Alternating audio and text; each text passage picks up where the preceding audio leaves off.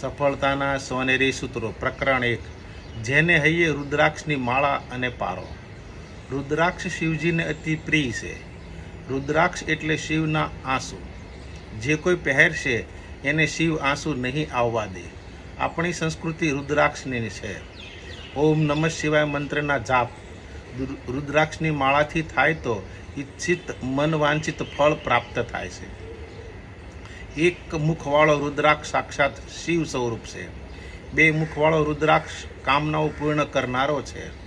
ત્રણ મુખવાળો રુદ્રાક્ષ સાધનનું ફળ આપનારો છે। ચાર મુખી રુદ્રાક્ષ બ્રહ્મ સ્વરૂપ છે। પંચમુખી રુદ્રાક્ષ કાલાંગીની રુદ્રમ છે। છ મુખી રુદ્રાક્ષ કાર્તિકેય સ્વરૂપ છે। સપ્તમુખી રુદ્રાક્ષ અનંગ સ્વરૂપ છે।